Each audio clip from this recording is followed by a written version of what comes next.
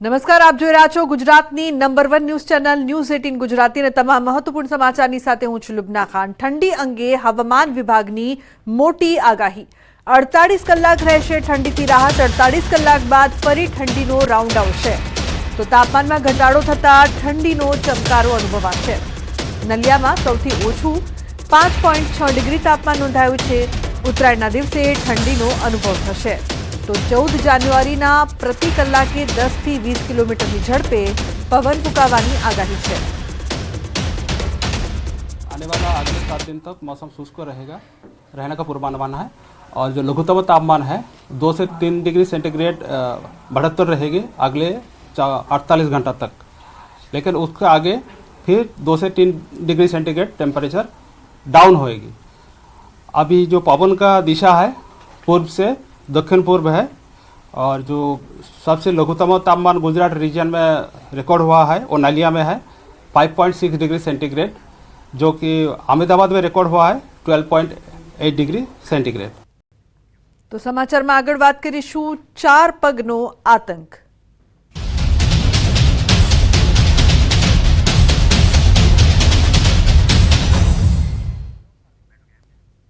तो नवसारी में आंखलाओए मचाव्यो छे आतंक। जमालपुर विस्तार में 2 आंखला बाखड्या। बाखडेला आंखलाए लारीने मारी टक्कर। आंखला बाखड़ता स्थानिको परेशान। तो नवसारी में आंखलाना आतंकना कारणे लोको परेशान थई रह्या छे। जमालपुर विस्तार में 2 आंखला बाखड्या। लारीने टक्कर मारीने नुकसान पण पहोंचाड्युं। महत्वनुं छे के अवारनवार जे प्रकारथी लोको हैरान थई रह्या छे, आंखलाओए आतंक मचाव्यो छे, नुकसानी पण અહીં સામે આવી રહી છે। લારીને ટક્કર મારી હતી। જમાલપુર વિસ્તારમાં 2 આંખલાઓ બાખડ્યા હતા। તો જે પ્રકારથી આ વિસ્તારમાં અવારનવાર આ સમસ્યા પણ રહે છે, લોકો ત્રાહિમામ પોકારી ઉઠ્યા છે। આંખલા બાખડતા સ્થાનિકો પરેશાન, લોકોમાં ભયનો માહોલ છે।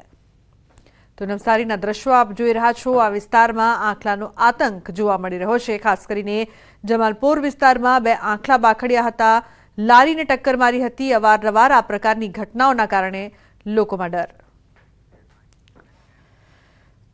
વલસાડના ભાગવાનાળા ગામમાં દીપડાના આંટાફેરાથી સ્થાનિકોમાં ફફડાટ ફેલાયો છે। જૂના કોસંબા રોડ પર એક વાડીમાં દીપડાએ દેખા દેતા ચકચાર મચી ગઈ।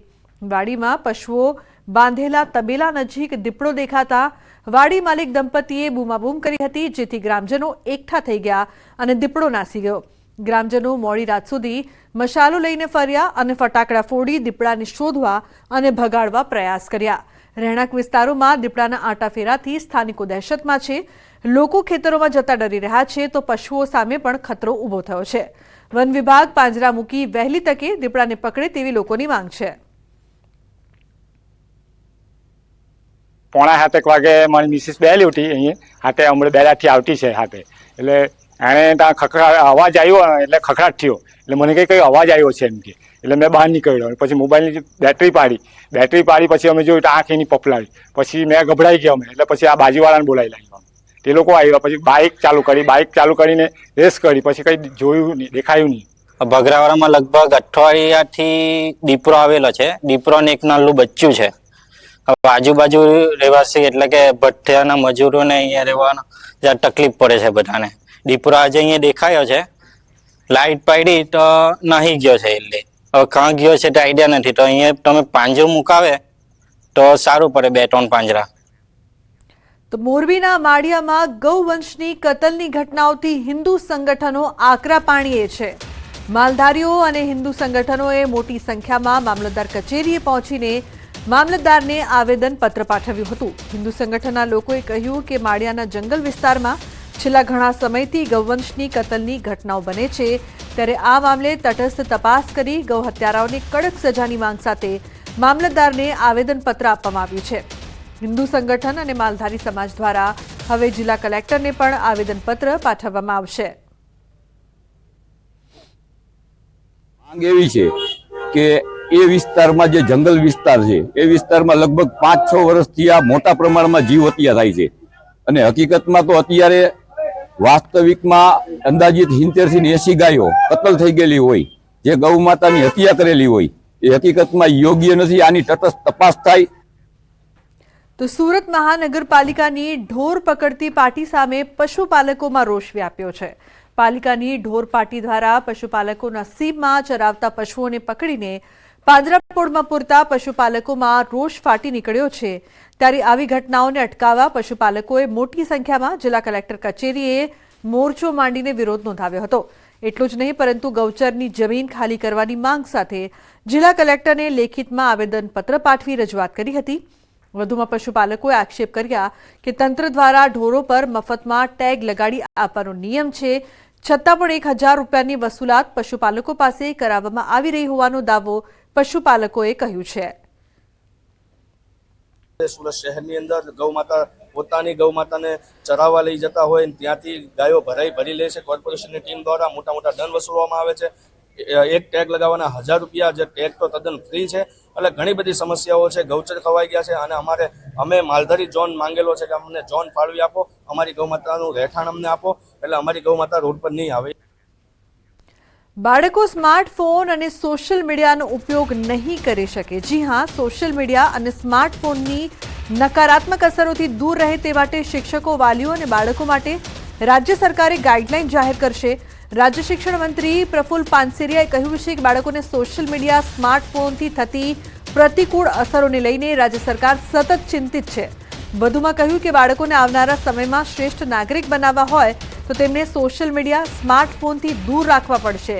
મહત્વનું છે કે રાજ્યમાં કેટલાક સમયથી બાળકોમાં સોશિયલ મીડિયા, સ્માર્ટફોનનો વ્યાપ વધી રહ્યો છે, જેના કારણે બાળકોમાં વાંચન શક્તિ અને રમતગમતનો વ્યાપ પણ ઘટી રહ્યો છે, જેની ચિંતા કરીને રાજ્ય શિક્ષણ મંત્રી પાનસેરિયાએ સ્વર્ણિમ સંકુલ 2 ગાંધીનગર ખાતે ઉચ્ચ અને ટેકનિકલ શિક્ષણ વિભાગના અધિક મુખ્ય સચિવ સુનૈના તોમર સહિતના ઉચ્ચ અધિકારીઓ સાથે આજે બાળકોને સોશિયલ મીડિયા, સ્માર્ટફોનની નકારાત્મક અસરોથી દૂર રાખી શકાય તે અંગે ગંભીર ચર્ચા કરવામાં આવી છે।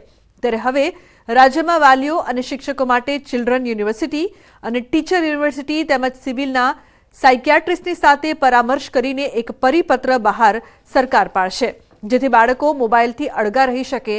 કારણ કે મોબાઈલના વધુ પડતા ઉપયોગથી બાળકો પર તેની વિપરીત અસર થઈ રહી છે, જેને રોકવા માટે સરકારે ગાઈડલાઈન બહાર પાડશે।